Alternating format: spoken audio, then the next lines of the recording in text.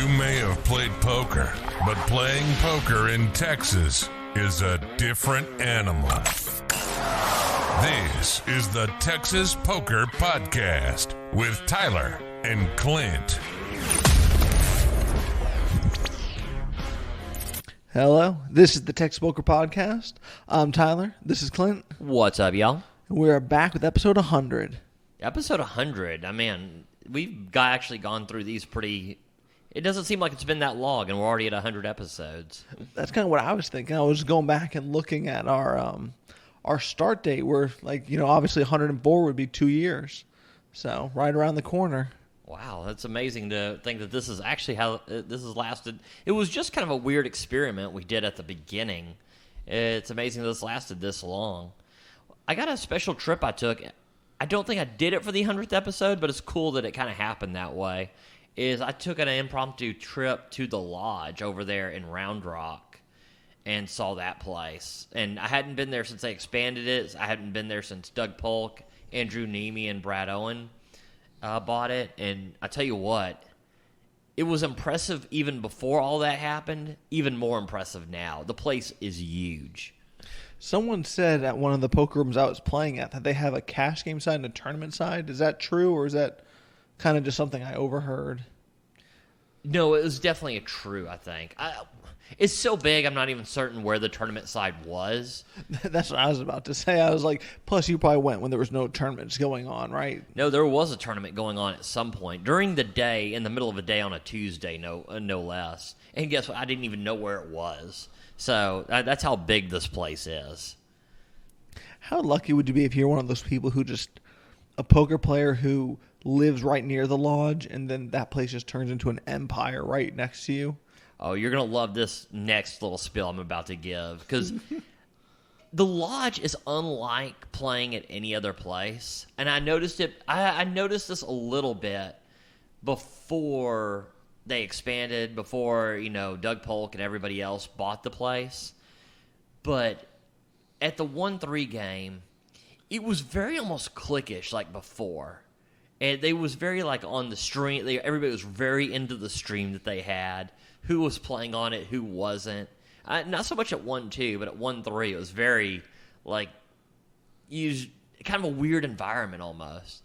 It doesn't sound cliquish. It sounds more like people were kind of, I don't want to say gossiping, but, kind of. Yeah, kind of. I mean, just very. And then I go to, this 1-2 game that I'm playing in, and sure enough, one guy and this other guy are just kind of talking about it and when they're going to play on this stream or who they're going to go and, hang out with at Hustler, every other word was who they knew or something. I thought it was the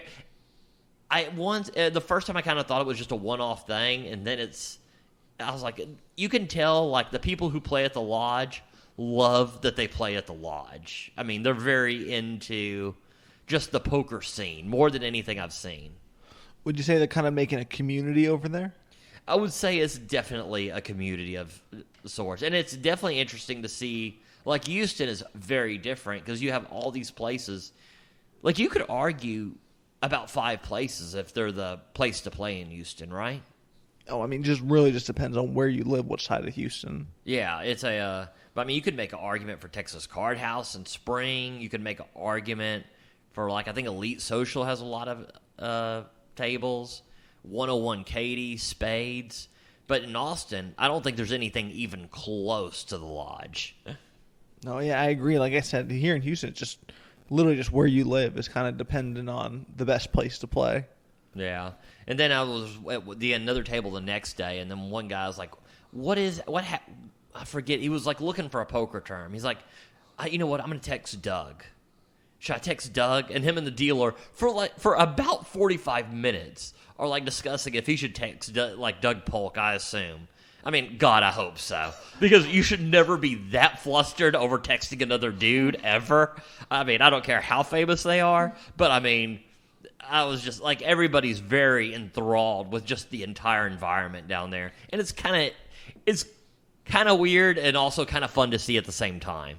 What did you want to text him about? That's what I want to know. Oh, God, it wasn't Upstuck. Well, I'm surprised that you didn't know the answer.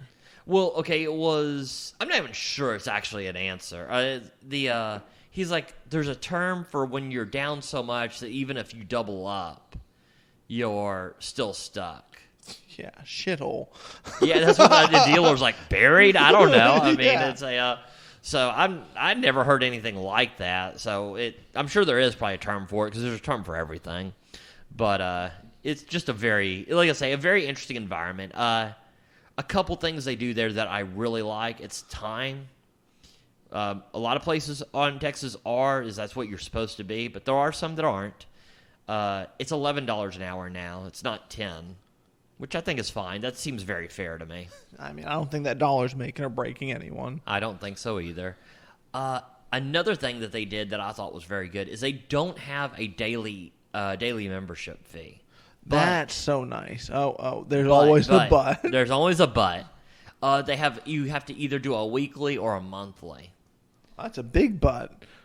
Yeah, but I mean the weekly's $15. So if you play three times a week, that's only $5 entrance versus a $10 everywhere else here that does time. Oh, I mean, normally it's a $10 entrance, so 15 is perfectly.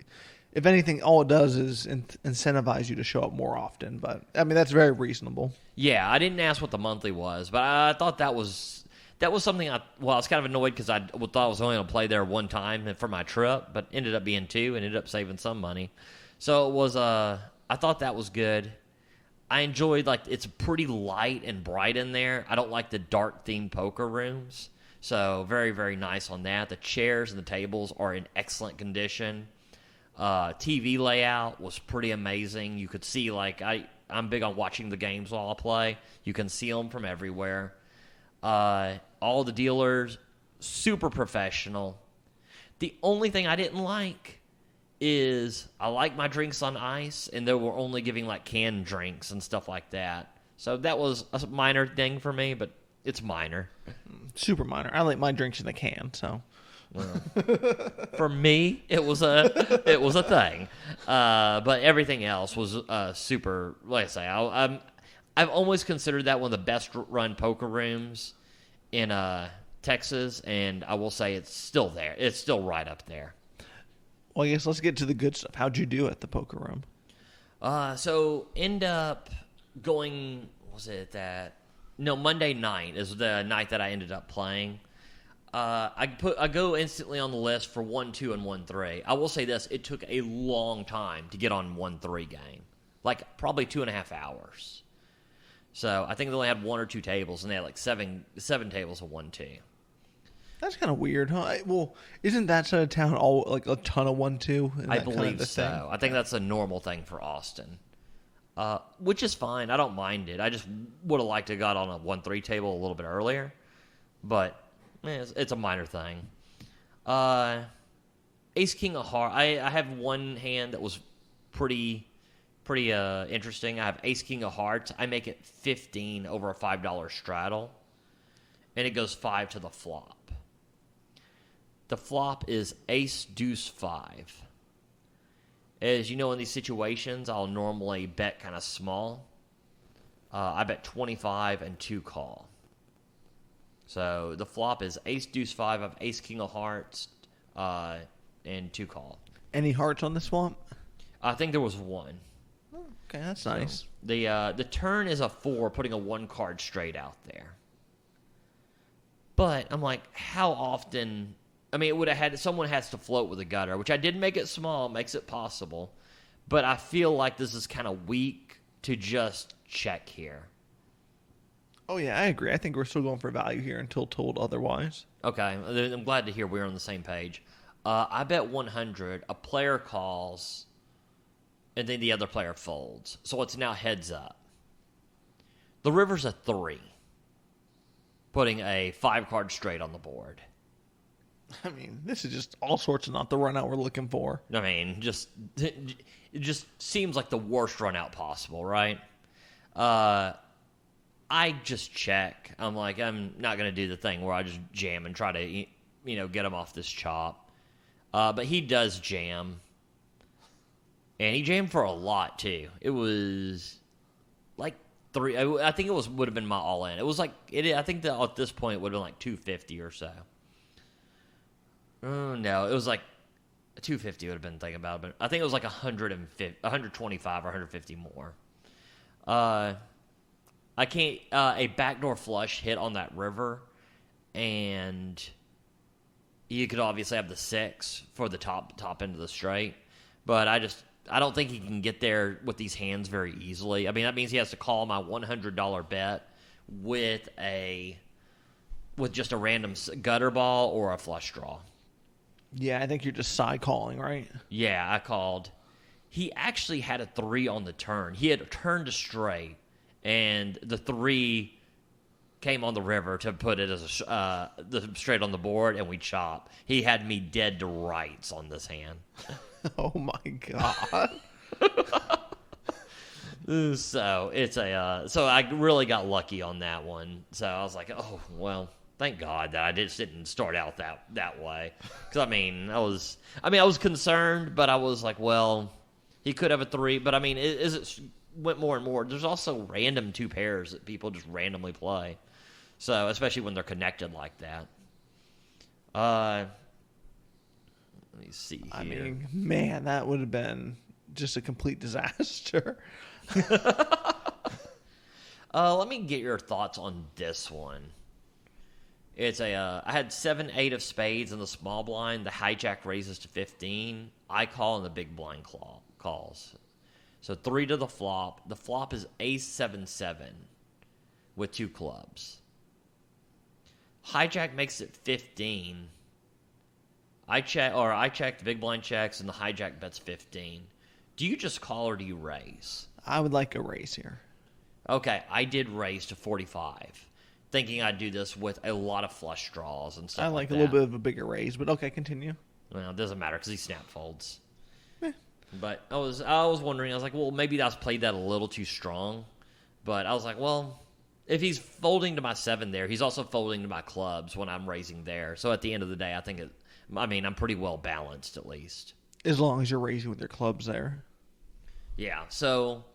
I mean, yeah. Are you raising with your clubs there sometimes? Oh, 100%. Okay. Yeah. Probably not all my clubs. Like 7-7. I probably raise like Queen Jack of clubs or like 8-9 of clubs or 5-6. Like stuff where I have like outs to have like I'd probably barrel on some straight draws and stuff like that I turn. No, absolutely. I don't know how often I raise there without the flush draw, or with the flush draw, but I like how it's played. I mean, I like how you kind of make that dynamic with that player so that he can't. Because we always talk about, combating that down bet is raising him sometimes with bluffs and made hands. So I like to see you combat that. Yeah, exactly. Now this is the hand of night. So they call me, like, the table at 1-2 was probably one of the worst tables I've been at in a while. It was, people were leaving because it was everybody was actually pretty decent.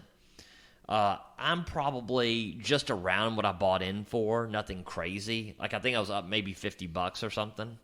I get called for 1-3 finally, and definitely taking it, especially on a shitty 1-2 table. So I go to 1-3, and I'm like, the last time I went to a 1-3 table at the lodge, the players were really good. Well, that's what I remember. That's why I was surprised to hear you even get on the 1-3 list. Yeah, it was I was super shocked. But I'm like, well, I'm definitely going to take stabs at this. And I play 1-3 all the time. It was just a different game at the lodge. So I go there, and this is the hand of the night. It's I believe it was straddled to 6. I have pocket kings. It limps. A player makes it 20. Like there were like 3 limps. I'm sorry. Player makes it 20. Another player calls. Then a player re-raises to 65. This directly to my right. What do you obviously this is a raise, 100%. What are you going to raise it to, do you think? This is going to be just so gigantic, right? Like, with all that money behind, too, like that. So he makes it 65. I was thinking, like, 30. maybe 175. Not far off. I make it 150. Yeah, I mean, I was kind of between 175, 165. It's always kind of weird when you just do 100 on top of his bet. That's why I bumped it up just a hair, because 165 was my original go-to. Yeah, it was. Well, when he makes it 60, he makes it 65. I was like, well, I want it to rope him in. I'm not worried that much. I'm definitely not worried about the limps. They're obviously not calling. I mean, unless you're just limp re-raising aces, which this is just going to be a disaster. Not worried about limps calling. Definitely not worried about the field caller of 20, doing anything. Well, we're not worried about these people, but we have to size our bet bigger because that money's also in there, right? That's you don't want to give them too good of odds if they fold. We're not worried about them. We're assuming they're folding. So we don't want to give them great odds to call, right? We want to at least charge a little bit. I don't really worry about that on 4 bets. Well, yeah, we were talking about sizing down a little bit, but I feel like whenever there's that much money behind, I kind of bump it up just a hair. That's just kind of my thought on that. Yeah, I do think that because and that is my theory on 3 bets, 100%. Because I mean, people are more likely to call, but I mean, if someone's got 20, like say it's 150 to 170, I mean, if they've only got 20 invested, they're getting pretty shitty odds already. 100%. I'm talking about the guy who 3-bet you. Oh, the guy who... You don't want him to see all these folds, see all that dead money out there, and then think only $70 more or something. Oh, 100%. Yeah, absolutely. I make it 150 and the 3-better calls. Seems perfect. The flop is Queen 10-6. He checks. 100 here? Just about. I bet 125. What do you think about this flop? Because I was not thrilled at this flop. I thought he could play queens this way. I thought he could play 10s this way. I mean, I guess it's not changing how I bet, but I mean, I was a little concerned about this flop.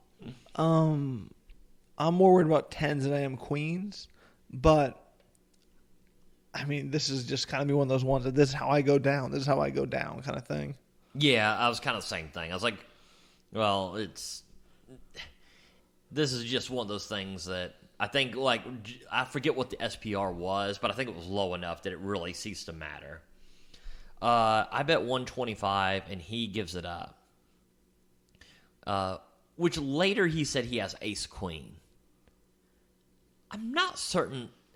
It was really weird, because, I mean, I was at this 1-3 table. I thought everybody was going to be super good. He's like, I had ace-queen. I was like, that's a really good fold. He's like, well, you bet gigantic. I was like, I bet super small. He's like, well, you bet so big on the river. I'm like, we didn't even go to the river. I mean, I'm like, you played one big pot in 2 hours, and it was a 4-bet pot where it was almost 400 into the flop. How do you not know one detail about this flop you were in? Wow. I mean, you're lucky you won in this game. I mean, good God. Because I was expecting, because he looked like one of those guys who's real, like, I don't know, like some people just give that aura. He's like real skinny with glasses, like, seems like one of those guys who studies or whatever, the way his actions were.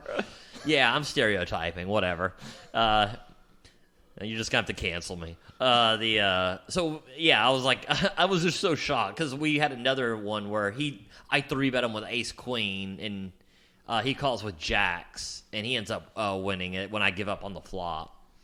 But, and he's like, I show him at the end, I was like, I turn over ace-queen. I'm like, oh, and he's like, oh, that's what I had on that other pot. And I was like, then he tells me about the pot, every detail, literally every detail from the bet sizing to the river. I mean, he's like on the river. I'm like, we didn't even make it to the turn.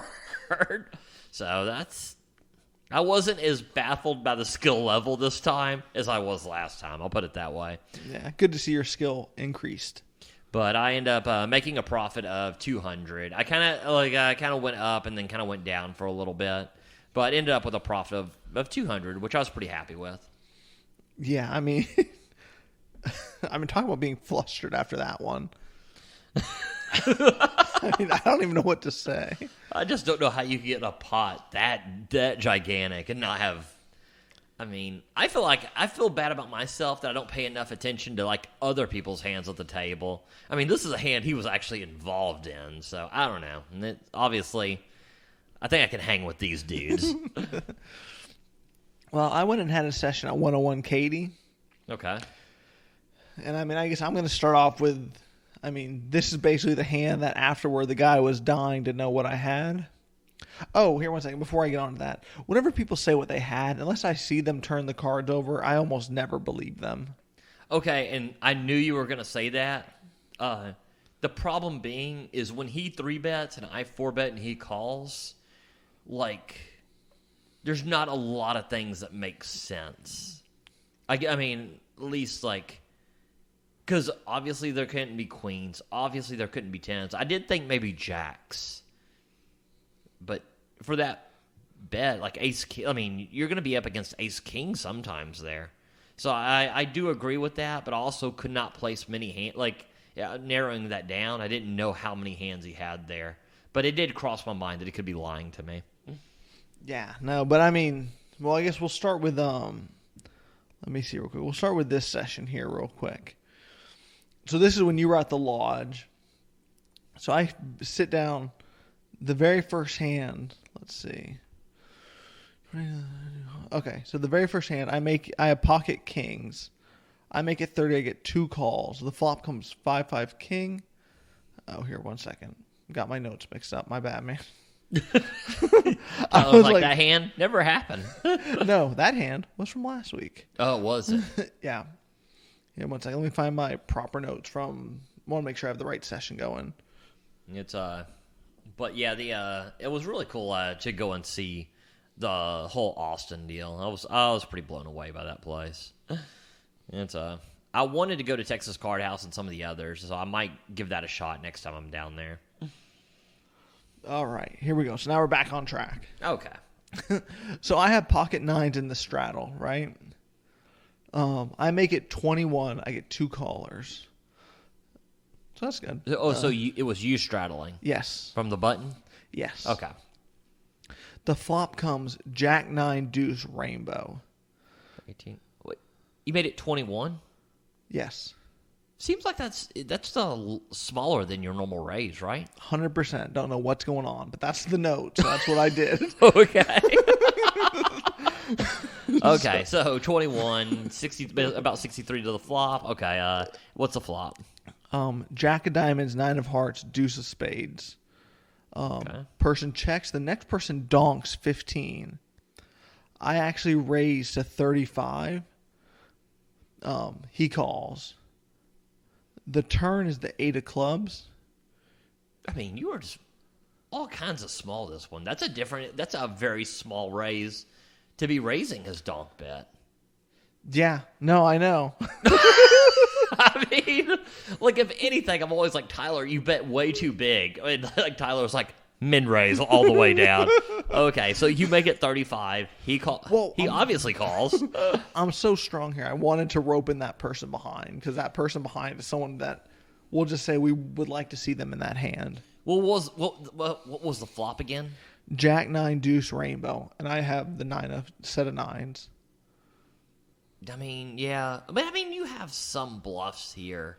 Like, I mean, Queen 10 would be a very obvious bluff. 8-10 would be an obvious bluff. I think King Queen would be... Wait, King Queen would be a bluff here and there. So, I don't know. But, yeah, agreed. Okay. The turn is an 8. She checks, but she starts to bet. So I think she's pretty strong here. This is kind of a shitty card. Yeah, but based on how this person's been playing, I was thinking that she could have 2 pair here and be valuing it. Right. I actually bet 100 thinking that she's going to be trying to get all in here. She's pretty short stacked. Yeah, okay. She then folds. But I thought that was kind of a weird hand. That's kind of a weird hand. It's I mean, I think you're too strong to not go for value there. But that's kind of a worrisome card, though, at the same time. I mean, my next exact note to you after I wrote that one down was that 100 was kind of a trash bet. It should have been a lot smaller. That's kind of what I was thinking. I was like, well, because, I mean, not only, like, are you kind of defending against just what could be a monster, but also, Like, it could scare a queen, right? Oh, 100%. But I mean, Wait, not a queen. A jack. A jack is what you're targeting. but what I was, and a queen, because a queen would be, well, queen was open ended, right? Yeah. Well, queen 10 was open-ended. That's what made the straight. But I was thinking, like, that could scare a jack that the straight kind of hit. Gotcha. Yes. But in hindsight, kind of a trash bet. Would have liked to size down there. That one kind of Which got is weird, because you bet small as shit the entire way down until then. Well, now here's a pretty interesting hand. Okay. I'm in the big blind. Someone makes it $10 to go. 1-3 game, no straddle. Basically, the whole table calls, comes to me. Are you completing here with 7-8 offsuit? I don't think it's the worst if you do. It's probably should be a fold from a deal, but like you're saying, like 6 or 7 people are in this. Yeah, the whole table. It's just me to complete the family pot. It's probably not the worst to complete here. I do complete. The flop comes 9 of clubs, 10 of diamonds, jack of spades. Oh, wow. Well, definitely glad you completed now. Yeah, I was going to say, you were going to lose the blinds. Yeah. So I check. Then a guy bets 50 into this pot. Okay. Folds to me. What are you doing here? He bets 50. And we are extremely deep here. If you're extremely deep, I like a call, not a raise. Ooh, that's where we went the other way with it. Well, I mean, I'm trying to get all the money in here. And I mean, if I'm only calling, there's no shot I get this 1,000 in here. I mean, if you get 1,000 in there, I think you're running into king queen a shitload. Yeah, but I'm still trying to play for. I'm still trying to play for stacks, basically, kind of thing. Whatever. I do not think you should be. I mean, there's a gigantic. King queen is a hand that a lot of people have. Are they calling? And if they're getting $1,000 in, I think you're very weird to think that it's just gonna be 2 pair or something. Well, if he makes it 50, what do you do? I like a call. I raise to 200. Ooh, God, this is a gigantic raise too. Okay. Well, here's my thought. So he bets pot here, basically. Well, under pot, because it was like 80 in there. Okay. And for him to, just call the 10 behind, he never has king queen here. He's a pretty good player here, right? So I was thinking he never has. I don't know. I don't think people are 3-betting king queen all the time. You don't think so? If someone makes it 10 in a 1-3 game, you just. I see like 4 3-bets in every 7-hour session I play. Like, people are 3-betting aces, kings, queens, and ace king. Sometimes not even ace king. Oh, this guy's very good. He was 3-betting before. Well, that does help a little bit. This is not one. But of I the still people... think even good players are going to 3-bet king queen suited sometimes, and not 3-bet king queen off.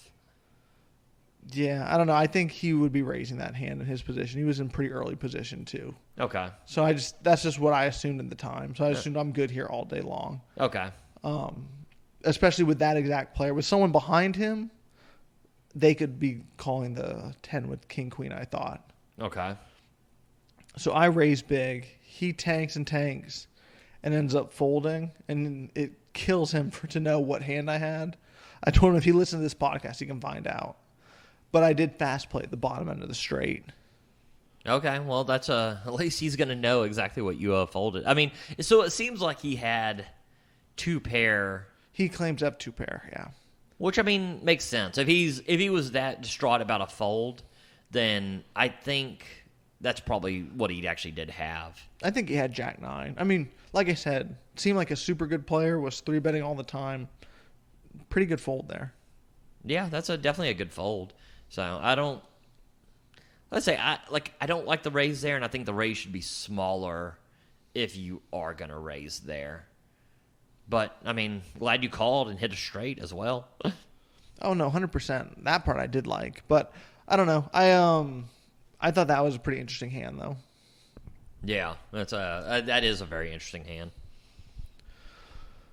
Let's see. I have pocket 8s. I raised to 15. I got 2 callers. The flop comes ace of spades, deuce of spades, 8 of clubs. I bet 15. I get 1 caller. Seems standard, right? Right. So, okay, run that back because you ran through that pretty quickly. I have pocket 8s. I raise to 15. I get 2 callers. The flop comes ace of spades, deuce of spades, 9 of clubs. Okay. I do the standard c-bet at 15. Like that. I get 1 caller. We're heads up. The Lord. turn is the 6 of clubs. He checks. I bet 45-ish, which puts him all in. And he folds. That's kind of... Okay. I did not really think that anything that would be calling 15 would be folding for 30. Well, this is... Well, you said 45. Well, I bet 45. But put him all in. So he had less. Oh, he had... Okay, I gotcha. Well, I mean, this is one of those things I was telling you, like, on these small bets, is you're getting just the lightest of calls when people are calling you, and it really helps. Because I think if you bet, like, 30 or 40 there, he doesn't have an ace and he just folds. But when it's 15, he probably has, like, pocket 7s or, like, maybe... People put those small bets as weakness all the time. So... If I'm as short as he is, I'm basically if I'm calling that 15, I'm calling my all in kind of thing. Yeah, that is weird considering his stack size. I do agree. That is kind of strange. Let's see. I mean, that was basically it with that one. I mean, I got set over set, which was a bummer. Yeah, it's always a bummer. On the plus side, he had like $130. Well, that's pretty good. That's actually pretty nice. And if you're every time I get set over set, it's for like $500. So I'm pretty happy that when it happened to you, it was only $130 pot. I mean, $130 he had. Let's see. I just have one note to you. I tried bluffing on a ace 3-3 flop. He had ace 3. Did you get him off of it? I imagine didn't work. So I mean, had a pretty good profit there for more than a buy-in. So I was pretty happy about that. Oh, that's really nice. That's I mean, here's the real question: is what did you have to eat at 101? Because their food is freaking amazing. I always eat the chicken burrito bowl with extra chicken. I mean, it's like literally everything they have is great, so you can't go wrong. Here was a kind of an interesting one. So I play a next session the next day, right? Mm-hmm. And where I'm playing at here, they also have one hand to PLO and stuff, right? So it's a different location. Okay. So let me think which hand I should start with first. Because we got some interesting situations afoot coming up. Okay. I have pocket jacks on the button straddle. And you're on the button? Yep. Okay. I make it 30. We're shorthanded here. I get 2 callers. Very nice. The flop comes jack 4-4. Oh, wow. I let it check through here.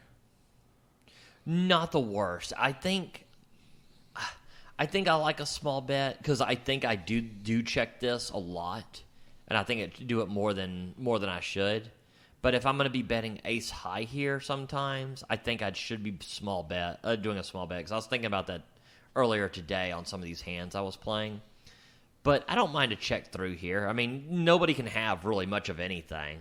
So I think a check through is fine as well.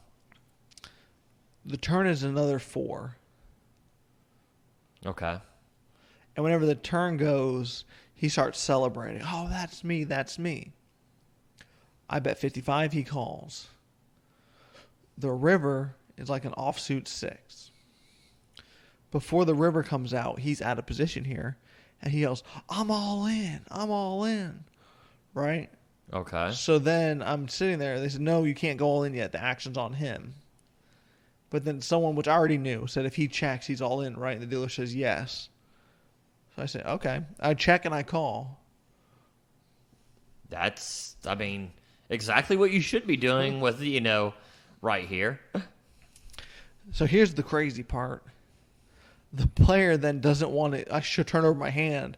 And he says he's not all in. He doesn't want to be all in anymore. I bet he doesn't. I mean, no, I've heard, this is part of the story. I do agree with him. I wouldn't want to be all in either. But, so. I mean, for way more than, it's like a $400 all in, right? Right. And he won't let go of his cards. He won't show his cards. He says, I'm not all in. I'm not all in. Well, did he have an argument? He doesn't like these rules.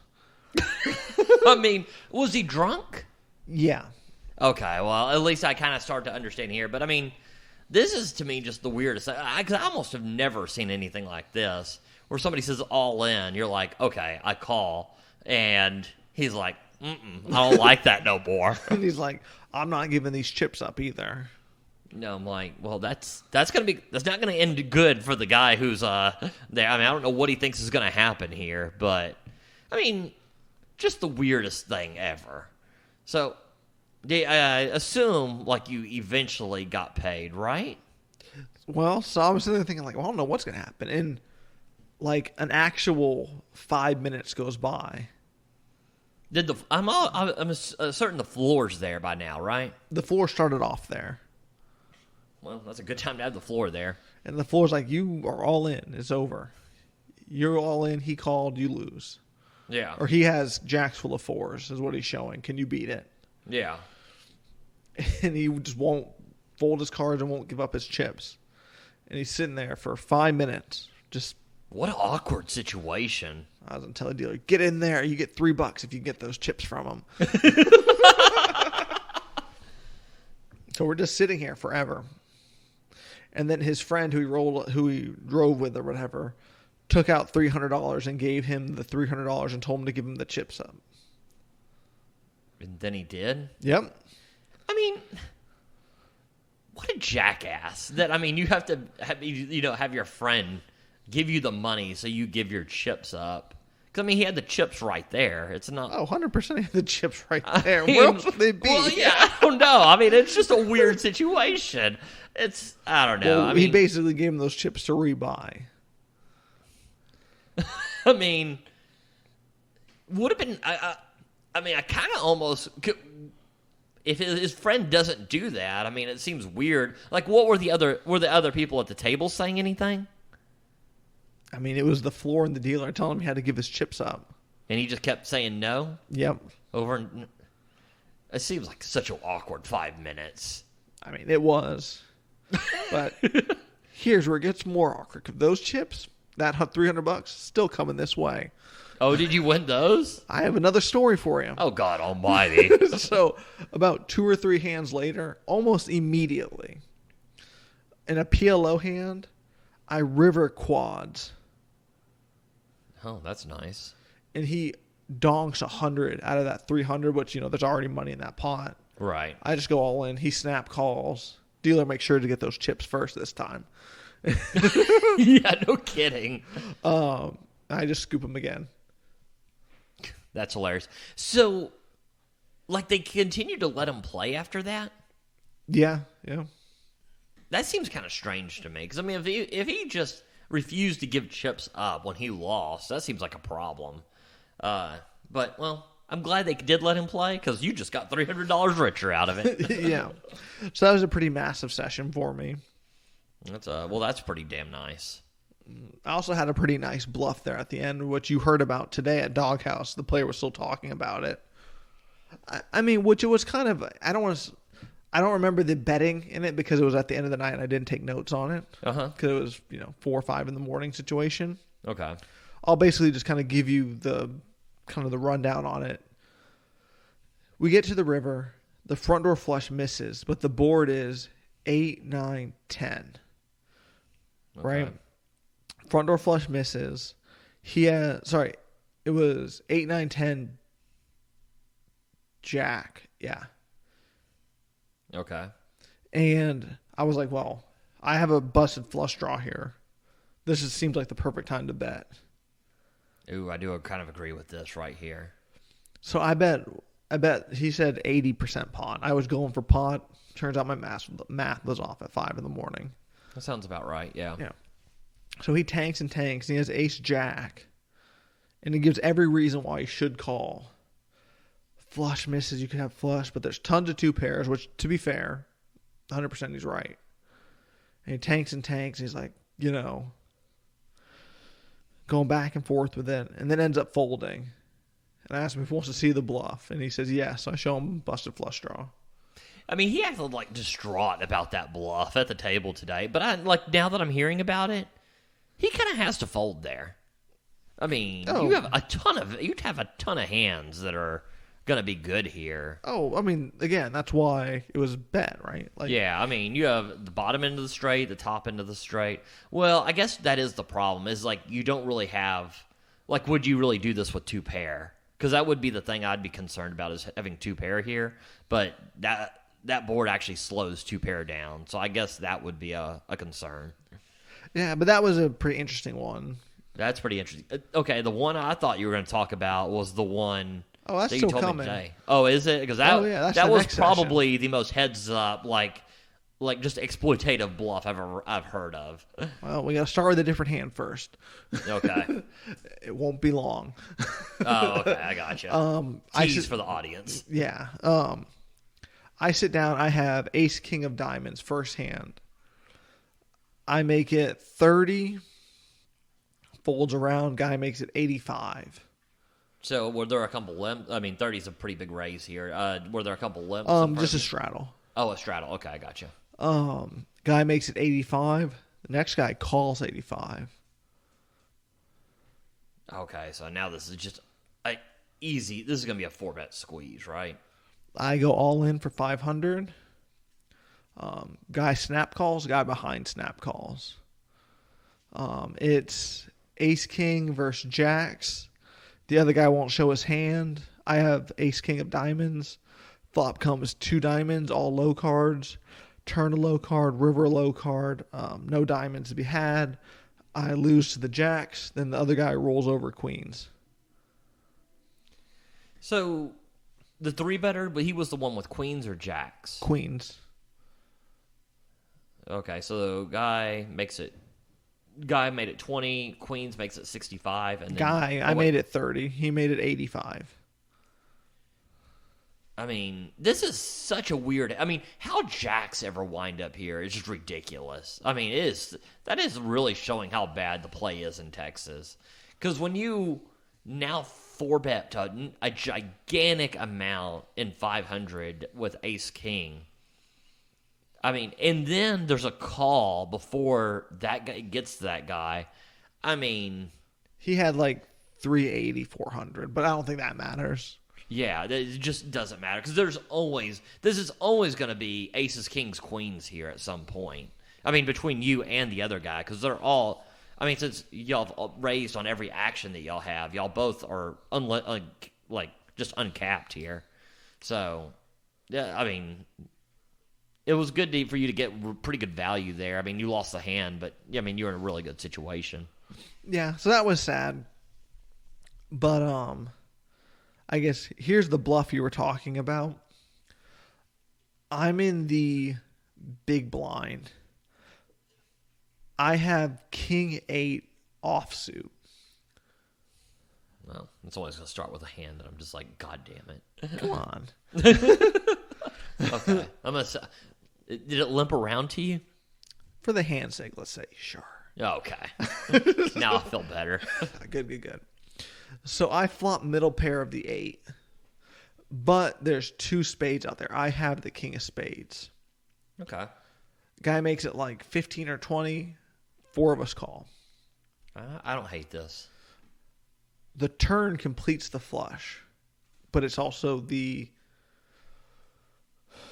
So the ace was out there. So I was drawing to the nut flush after this one. I believe it was the 8. No, not 8. But let me think. It was under the. It was not a Broadway spade, just a random spade. Okay, that's a. So I mean, you're never thinking your 8 is good here, but now you have the nut flush draw. Correct. Okay. And we're going to a river. But wait, no. Here we go. So So this is on the turn, right? Okay. Guy now donks out 55. Okay. The next guy calls 55. One guy folds. Back to me. I'm tanking. I'm like, well, I have a draw to the nuts. Right?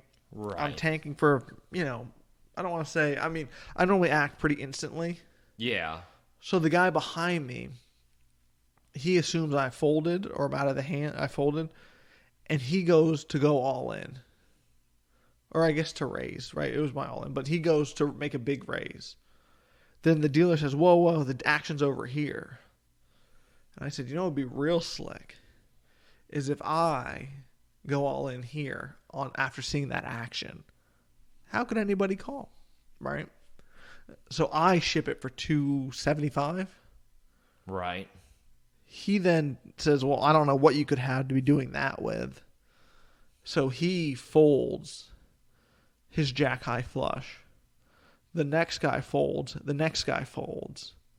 And I get to show the bluff. I mean, that was probably the most heads-up exploitative bluff I've ever heard of. I mean, you might be the only person in Texas to ever make someone fold a jack high flush. Well, that's what he said. I'm like, man, that was, when you told me that, I was like, because, I mean, this is a move I'm never pulling off here. All I'm thinking about is 55-55, and then someone just raised a deal. I'm like, well, that's just, everybody's just too goddamn strong here. This was a brilliant move. But it's funny because someone broke down the hand afterward, saying that if I did have the nuts, I would have only called and made his bet stand, then went all in. Oh, 100%. Yeah. So it's and because we talked about that before too, like after that as well, and I was like, yeah, of course, if you have the nuts, you call, let that action stand, and then especially the other 55s might call as well at that point too. But in the moment, it looks so strong that I mean, it's almost like how could anybody actually call there? That is an amazing bluff. Wow, happy to hear it. I was out for 0, but I mean, just how? I mean, you can't be the guy who hits 3 home runs in a baseball game, but the team still loses. Wow, team lost big on this one. I'll tell you what. Tyler's like, other bluffs didn't go over that one. Yeah. Well, what happened was I lost that flip at the beginning with the ace king versus queens versus jacks. That was a devastating big hit. pot. I mean, that's 500. Yeah. I rebuy. I end up running it up to around 1,200. And for some reason, I decide I need to stay because how much money do you need? Apparently more. So I stay. And I end up rivering a straight versus quads. So I lose that, and I lose a massive one. Because what happened was, and this is... Wait, the massive one was a straight versus quads? Yeah. I mean, it seems like... I mean, you're a heads-up enough player that, I mean, that's a paired board out there, right? 100%. Well, obviously not. Here was my big fault, right? Okay. We're tagging along them versus, the epitome of old man coffee. Okay. Literally, I'm looking at an old man holding his coffee. That's always... Oh, I mean, let's go ahead and for the sake of poker, let's go ahead and stereotype because that's usually a pretty good, a pretty reliable sign. I'll put it that way. And he only called all the way down, but I made it. So here's gonna be the big blunder, and there's no point really. The hand played itself before this point, and here's gonna be basically the devastating hit. I river my straight. I bet 300, which is pot. He then goes all in for 500, just under. Oh, yeah. I told him, I was like, wow, literally anything that raises here has me beat. But I'm not folding, so I call him. And I literally call and just get my cards ready to muck. And I'm like, you have a boat, obviously? And he said, quads. I was like, cool. So. I mean, yeah, I don't know. I mean, like me and you went over this, and like we found out like the biggest problem was just the river bet. I mean, 100. I mean, we call it the blunder for a reason, Yeah, so. It's a because especially like on a paired board, you're kind of going for almost kind of thinnish value, really. I mean, at this point, I mean now you're only like 2 pairs and stuff. I mean, here's the big thing. So it was a 4-card straight out there, and I thought I was trying to knock him off of a chop. Thought it was a heads-up play.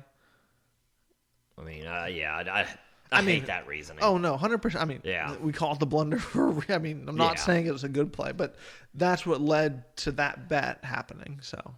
Yeah, I mean, Whenever someone shows no strength the whole way down on such a draw-heavy board, I was thinking that I was knocking him off a chop here. But, I mean, obviously wrong. Obviously bad read, bad bet, so.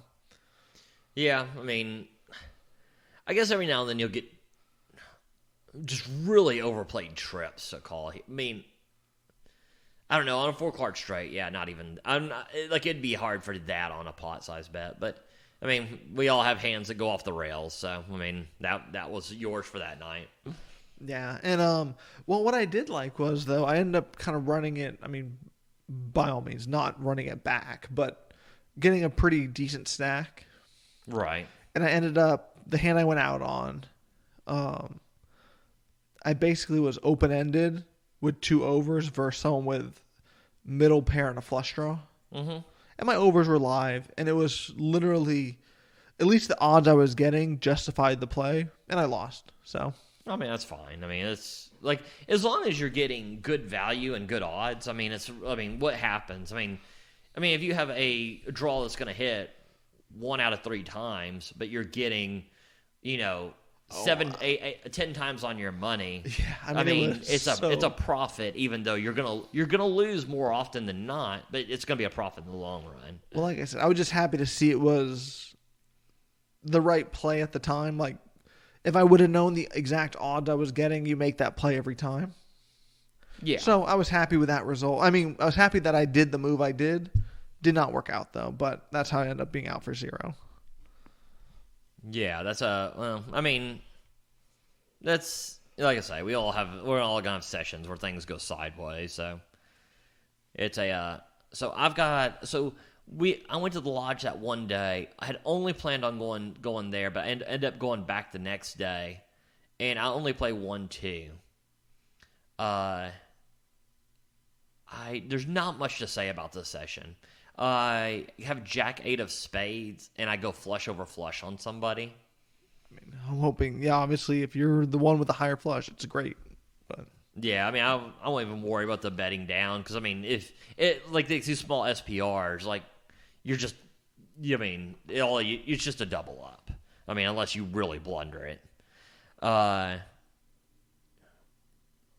yeah, it was a player bet, and then there was one other one, and this is a great hand for education, because this was a badly played hand by me. that's good. I like to hear all my badly played hands are not for education. They were for the entertainment of the podcast. This one, education. This is educational, 100%. So a player bets 15. He's a very active player. I know there's another call. I have Queen Jack of Hearts.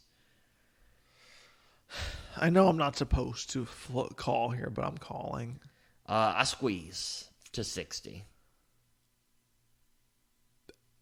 I mean, were you thinking of folding because it's I was lower thinking Broadway? I was thinking about folding or calling, but I kind of like the squeeze better than I like the call. Okay. I mean, I'm always a sucker for a good squeeze play, so. Yeah, like the player that was pretty active, and then the other player didn't show much strength with the call. So Queen Jack of Hearts, I squeezed to 60, both call. I mean, what can you do? Okay. Hoping for not that, but it's so the flop is 8-7-4, I think, rainbow. It checks to me. This is obviously the biggest blunder, is I just lose heart. I'd only planned on this maybe going heads up, and kind of lose heart here, and I check. Yeah. This should be a bet almost 100% of the time. We had 2 weeks of podcasting. This is week 3 of talking about down betting. Yeah. All your range here. So I check. The turn is an ace. I think slightly for a second of representing it, but the player first to act bets pretty big, and the second player calls. Obviously, this is an insta-muck. Well, okay. I mean, let's be results-oriented, but seems like if you down bet something super tiny, you might get floated by ace high here. Well, I would love to think that. But the hand continues. It goes to showdown. The first player had ace 10. The second player has ace queen. I think, in 180 pot, a down bet's $60. I think a $60 bet really takes us down. I mean, they really have no reason to ever try to defend against us at that point. I mean, it's results oriented because I mean, you could run into like 9s, 10s, and jacks here a lot, and I don't think you should always be betting here multi-way either. But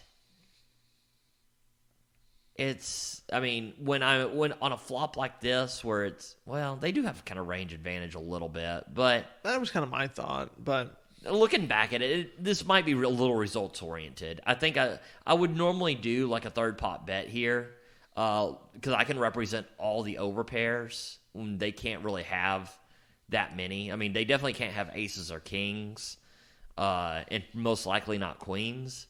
So I knew I had all the overpairs here. So I think a third bet pot, I mean, he only has to win 20% of the time. I think it takes it down 20%. I definitely think I should be betting here, and I definitely would have won the spot. I mean, I agree. Oh, man. It's this was the worst. It was a chicken. So I'm racking up my chips. And they're literally in the rack on the first night I played, the 1-3. And I have like about a $300 profit or whatever. I go in I have ace-10 of hearts. It goes I bet, there's a call, and then there's a 3-bet. I mean, it's a fold, right? Someone calls the 3-bet. And I think about it. And end up just folding. I mean, that's perfectly fine. Is it? I was like, I felt like such a pansy. Well, I mean, what? What are we doing here? I don't know. I guess I felt like a pansy because the flop came 2 hearts, and everybody's all in. Like, I mean for a gigantic amount. This is not what we want. And then I would have turned the nut flush. One guy, I guess one guy shows aces, and one guy flopped top set with a set of jacks. Yeah, I mean, this seems like the weirdest. I guess this is the most results oriented, but I was super sad. I don't want to lie. But like, if somehow I would have put all my money in with ace high, would have won that thing. Yeah. Would you have had the absolute nuts? They're still live, guys. Well, I had the absolute nuts at that point. Yeah, but he was still live for a board pair. No, 100%. Yeah, but I meant like, this is not what we want. Oh, no. I mean, yeah, I was kind of, I didn't, I was like, like on the flop, and then turned, I was like, ooh, ouch. Yeah. What? I was like, what aren't you calling on 3-bets? Yeah, obviously my range is way too tight, but... I mean, which is weird because I give you shit for your loose calls like pre-flop, and then I'm like, he 3-bets me. Well, I got 8 queen suited. I mean, I definitely can't give it up. So yeah, I mean, I don't know what to tell you. Seems well played. Seemed perfectly fine in standard. Happy to see you not calling gigantic 3-bets with ace 10. That's like 3 times or something, but I thought about it. Happy to not see you put all your money in with just an ace high. Oh, trust me, it was going on that flop. Probably was going all in. What was the flop? It was. Why were you putting all your money in? 2 hearts. I mean, I feel like I have enough. Turn it off. Turn this podcast off. What are you talking about? I'd have a nut flush draw, an ace. Hopefully, it's live. I mean, are you folding at that point? I'm definitely not putting in $800. I don't think multi-way in a 3-bet pot. Well, I don't know. I mean, I think you should be at that point, right? All right. This has been the Texas Poker Podcast. We'll talk to you next week. That was the Texas Poker Podcast. Go ahead and rack up, add time, and we'll see you next week.